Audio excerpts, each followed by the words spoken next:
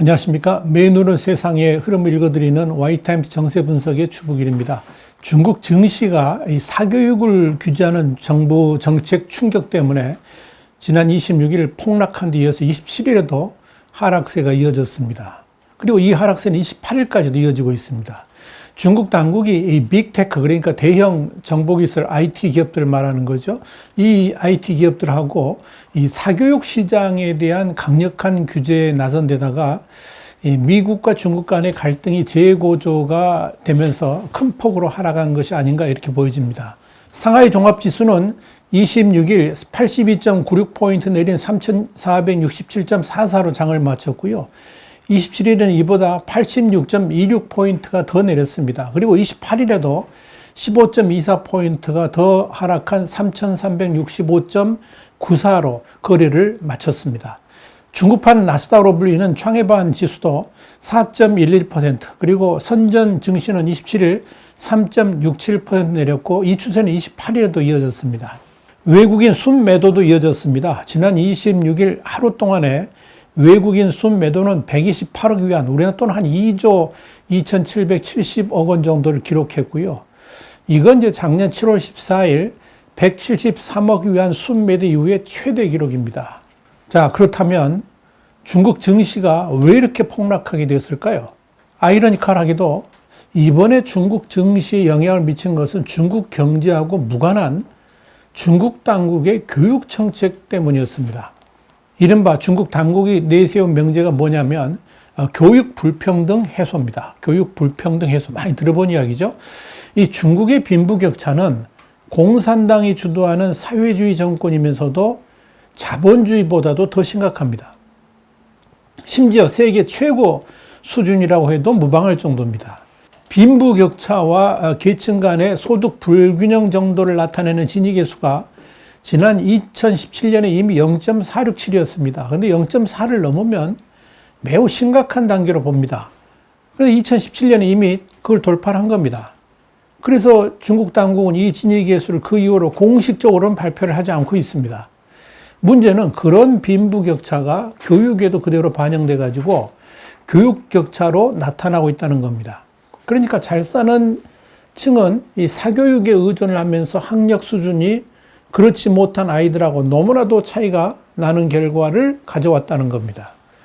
이 사교육을 이끄는 것이 바로 빅테크 기업들이기도 합니다. 빈부격차로 인한 교육 격차가 심각해지니까 중국 당국은 여기에 대한 대책을 강구하기 시작했습니다. 특히 중국이 처한 저출산 문제가 바로 교육 격차의 확대 때문이라는 분석이 제기가 됐습니다. 지나치게 비싼 사교육비 때문에 젊은이들이 출산을 꺼려한다라고 생각을 한 겁니다.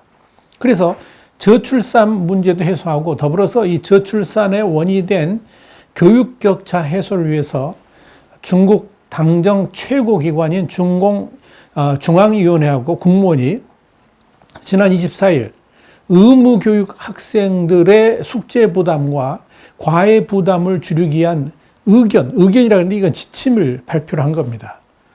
우선 의무교육 단계인 이 초등학생과 중학생을 대상으로 해가지고 체육, 문화예술, 과학기술 등을 제외한 학과 수업인 이른바 학과류를 가르치는 모든 사교육, 이 사교육을 하는 업체는 학원을 다 포함한 건데 일괄적으로 비영리 기구로 등록해야 됩니다. 이익을 내서는 안 된다는 거죠. 또 사교육 업체의 신규 등록은 중단시켰습니다. 사실상 사교육 금지령을 내린 거죠. 이뿐 아닙니다. 온라인 교육 업체는 등록제에서 허가제로 바뀌었습니다. 기존 업체들은 전면 조사를 거쳐가지고 다시 허가를 받아야 됩니다. 새 규정은 또 사교육 업체가 기업 공개, IPO로 자금을 조달하는 것도 금지를 시켰고 상장사들이 사교육 업체에 투자하는 것도 불허했습니다. 외국인이 사교육 분야에 투자하는 것도 금지됐습니다. 또 이미 규정을 위반한 업체는 시정해야만 됩니다. 여기다 최근 급성장한 사교육 기업들이 온라인으로 학교 숙제를 지도를 해주니까 중국 정부는 오후 9시 이후에는, 밤 9시 이후에는 온라인 강의를 할 수 없게 만들었습니다. 한국의 초등학교에 해당되는 이 소학교 3학년에서 6학년에게는 평균 완성 시간이, 그리고 숙제를 다 하는데 60분 이하인 숙제만 낼 수 있도록 했습니다.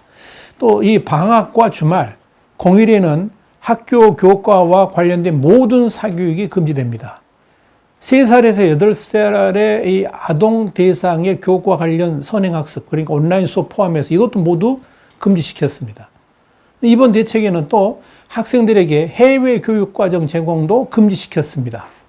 대부분 이 해외 수입되는 사교육 교재의 판로도 막혔습니다. 그래서 관련된 해외 기업과 투자자들도 피해를 볼 것으로 예상이 되고 있습니다. 자, 이런 내용은 중국 당국이 공식 발표하기 전 23일 밤에 시장이 퍼지기 시작하면서 미국 뉴욕 증시에 상장된 중국 온오프라인 교육기관인 가오투그룹, 또 하오웨이라이 등의 주가는 하루 만에 60에서 70% 이상 폭락을 했습니다. 업계에서는 이 중국의 사교육 시장을 한 1200달러, 한 138조 원 정도 규모로 추산하고 있습니다. 이렇게 사교육 시장이 비대해진 이유는 바로 30년 넘게 이어진 일가구 일자녀 정책 여파입니다. 그래가지고 이 사교육 시장이 과열됐기 때문에 이렇게 시장이 커진 거죠. 특히 중국 상황에서 명문대 입학을 해야만 출세의 길도 열립니다. 그래서 출세의 필수 코스가 명문대를 나와야 되는데 지금 교육 인프라가 부족하니까 그 결과가 결국은 사교육비가 치솟는 이런 현상으로 나타난 겁니다. 그 사교육비 감당이 어려운 젊은 세대들이 그래서 아이 낳기를 아예 포기하고 있다 하는 이야기입니다. 특히 이번 조치가 시진핑 국가주석이 학교가 교육을 책임져야 된다고 강조했다는 관영 매체 보도가 나온 후에 나왔다는 점에서 이게 지침이 흔들릴 가능성은 전혀 없는 것으로 보입니다. 자, 문제는 이번 조치의 여파가 어마어마하다는 겁니다. 중국 공산당 최고 지도부는 단순하게 사교육만 막으면 된다고 이렇게 생각해가지고 그런 조치를 내렸을 겁니다만은 그 파급 효과는 중국 경제를 뒤흔들 만큼의 엄청난 위력으로 커지고 있습니다. 우선 1000억 달러, 그러니까 약 115조 5천억 원 정도의 넘는 이런 규모의 교육 분야가 타격을 입겠죠. 이건 당연한 겁니다. 그런데 여기에 중국 교육 기업들은 당장 운영조차 힘든 상황으로 직면할 수가 있습니다. 비영리 기업을 하라 그랬으니까 그렇겠죠. 더더욱 자금 조달 창구가 막혀가지고 치명타를 입게 될 겁니다. 지난 23일 관련 보도의 여파로 뉴욕 증시에서 여러 중국 교육 기업의 주가는 급락을 했죠. 중국의 대형 학원 기업인 신동팡 교육은 54%, 탈 에듀케이션은 70% 각각 추락을 했습니다. 지난 23일 중국의 사교육 금지 조치로 중국 교육 기술업체 15개 회사의 시가총액이 총 58억 달러, 우리나라 돈 한 6조 7천억 원가량 줄어들었고요. 이 추세는 지금도 이어지고 있습니다. 지난 6월에도 미취학 아동 선행학습 금지 조치가 나오니까 가오투라든지 알리바바 계열의 주에방, 텐센트 계열의 유엔푸다오 등 온라인 교육업체들이 이 관련 부문 교사의 신규 채용을 전면 중단하면서 이 구조조정에 들어간 바 있습니다. 근데 진짜 심각한 문제는 이런 사교육 규제 조치가 단순한 교육 부문에만 영향을 미치는 것이 아니고요. 중국 경제 전반에 걸친 불신으로 확대가 되고 있다는 겁니다. 그러면서 이 문제가 일파만파 커지고 있습니다. 중국 경제에게는 엄청난 부정적 영향으로 다가오고 있다는 이야기입니다. 중국 당국 규제는 이제 메이판 등 음식 배달 서비스 기업 배달원들의 권익을 보호하는 새 지침을 내놓으면서 더 확대가 됐습니다. 지난해 하반기에 반독점을 시작으로 본격화한 대형 인터넷 기업에 대한 견제가 금융업으로 그리고 국가안보로 노동권 등으로 계속 지금 확대가 되고 있는 겁니다. 경제 전문 매체인 차이시는 27일 이런 보도를 했습니다. 중국 시장감독총국과 국가인터넷정보판공실, 공안부 등 7개 부서가 공동으로 전날 인터넷 음식 배달 서비스 플랫폼의 의무를 실천하고 배달원의 권익을 철저히 수호하는 것에 대한 의견, 역시 지침을 발표했다라고 보도를 했습니다.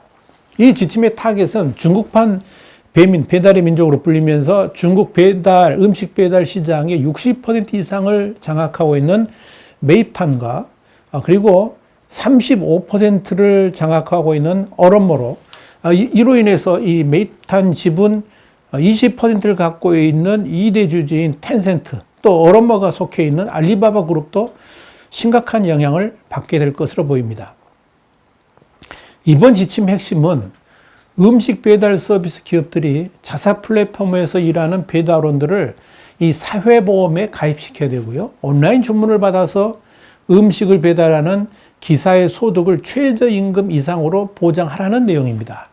작년 말을 기준으로 했을 때 메이탄과 어럼모에 속한 배달원은 각각 950만 명, 한 300만 명이 이릅니다. 이 중국 정부는 이번 지침에서 보수적으로 잡아 계산한 배달원의 평균 수입이 해당 지역의 노동자 최저임금에 못 미쳐서는 안 된다라고 규정을 한 겁니다. 차이 씨는 메이탄의 매출에서 배달원 임금이 73.5%를 차지하는 만큼 이번 지침 시행으로 인해 가지고 인건비 부담이 크게 늘어날 것이다, 이렇게 전망을 했습니다. 당연히 수익은 떨어질 수밖에 없겠죠. 그러자 이 메이탄 등의 주가가 급락을 했습니다. 여러분, 문제는 중국 당국의 이런 규제 확대를 바라보는 외국의 시각이 완전히 차가워지고 있다는 이야기입니다. 이달 초에 차량 공유업체인 디디추싱이 뉴욕 증시에 상장하자마자 중국은 안보 문제를 들어가지고 신규 회원 유치를 금지시켰죠. 그래가지고 파문이 일어났었습니다. 그러자 당장 미국에 상장된 중국 회사들의 부정적인 영향으로 돌아오게 됩니다. 블룸버그 통신은 26일, 한국 시간 27일입니다. 나스닥에 상장된 중국 기업 98곳의 주가를 지수한 나스닥 골든 드래곤 차이나 지수가 지난 23일 8.5%, 26일 7% 급락했다고 보도를 했습니다.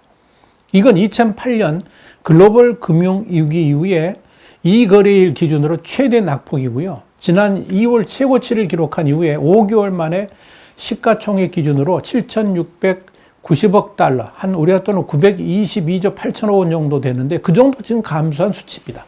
어마어마한 수치가 감소된 겁니다. 이런 중국 공산당 리스크로 인해 가지고 전 세계 투자자들이 이 중화권 증시에서 발을 빼는 모양새를 보이고 있다는 겁니다. 미국의 JP 모건 체이스는 최근 보고에서 아주 중요한 지적을 했는데요. 최악의 상황이 현실이 됐다 그랬습니다. 우리 판단으로 규제 대상인 중국 주식은 투자할 수가 없다라고 지적을 한 겁니다. 중국 경제 매체인 허신망도 정부의 규제가 촘촘하게 발표되는 상황에서 중국 주요 기업들에 대한 주가 전망은 대부분 비관적이라 그러면서 투자자들은 엄청난 위험을 짊어지게 될 것이다, 이렇게 분석을 했습니다. 여기에 26일 진행된 미중 고위급 회담에서도 중국 측이 미중 관계는 교착 상태에 빠져들었다 그러면서 이건 미국의 일부 인사가 중국을 가상의 적으로 삼은 것이 근본 원인이라고 지적을 했었죠. 그러면서 이 경색된 분위기가 이어지니까 탈중국 흐름은 더욱더 강화되고 있는 겁니다. 자, 글로벌 채권과 외환 시장도 요동을 쳤습니다. 중국 채권 가격이 폭락하면서 이 달러와 엔화로 돈이 몰렸고요. 달러 대비 위안화 가치는 지난 4월 이후에 최저치로 떨어지기도 했습니다. 이와 관련해 가지고 리쿤쿤 고이안 증권 트레이더는 사실 여부를 확인할 수는 없지만 해외 자본이 중국 주식 및 채권 시장에서 대규모로 빠져나간다는 소식이 투자 심리를 악화시켰다라고 말을 했습니다. 결국 이 알리바바와 텐센트 등의 빅테크 기업들에 대한 규제 조치에 이어서 중국 당국의 사교육 규제 조치가 어마어마한 중국 교육 시장을 완전히 뒤흔들었고, 여기에다가 배달앱 시장 규제까지 이어지면서 더 이상 중국 당국을 믿을 수 없다, 이런 분위기로 확산하게 된 겁니다. 블룸버그 등 이 외신도 중국 정부의 잇따른 규제가 이 외국인 투자자에게 적잖은 충격을 줬다 그랬습니다. 그렇게 평가를 한 겁니다. 특히 상장 기업의 증시 자금 조달을 금지하는 것은 자본주의 국가에서는 상상도 할 수 없는 규제다, 이런 평가가 나오면서 중국에 대한 불신은 더욱 커졌습니다. 그동안 이 외국인 투자자들이 중국 당국의 플랫폼 기업 규제를 빅테크 길들이기 정도로 인식을 했었습니다만은 이번에 이제 에듀테크 기업 규제까지 이어지면서 이 중국 정부가 목표하는 바를 이루기 위해서 이 기업은 물론이고 산업을 송두리째 망가뜨릴 수 있다. 이런 공포를 외국인 투자자들이 느끼기 시작했다. 이런 분석이 그래서 나오는 겁니다. 사실상 이 중국 당국의 이런 규제 조치들이 중국 경제 전체를 망가뜨릴 수도 있는 이 자해적 행위입니다만은 그보다도 더 중요한 게 뭐냐? 공산당이 안위를 우선시함으로 인해 가지고 모든 것을 무시하고 있다는 그런 분석이 나오는 겁니다.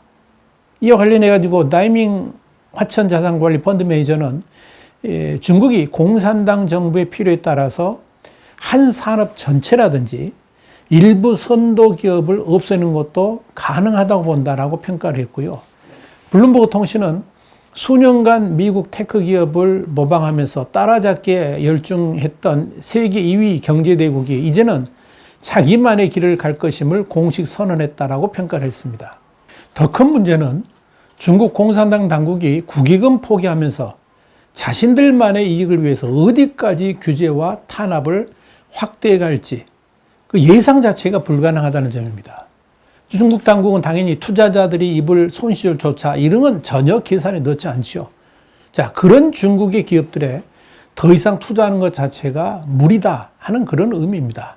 올리버 존스 캐피털 이코노믹스 선임 이코노미스트도 최근 상황은 중국 당국이 광범위한 정치적 목표를 추구하기 위해서 투자자에게 주는 피해는 아예 무시할 수 있음을 분명히 보여준다라고 우려를 했습니다. 홍콩의 사우스차이나 모닝포스트도 26일 UBS라든지 블랙록 같은 글로벌 자산 운용사들이 중국 주식에서 등을 돌리고 있다라고 보도를 했습니다. 그런 해외의 평가는 고공행진 중인 중국의 A주, 그러니까 중국 본토 증시에도 아주 부정적인 영향을 줄 것으로 전망이 됩니다. 이렇게 중국은 지금 도대체 믿을 수 없는 나라로 평가받고 있다. 이렇게 보시면 되겠습니다. 와이타임 정세 분석이었습니다. 다음 시간에 다시 뵙겠습니다. 감사합니다.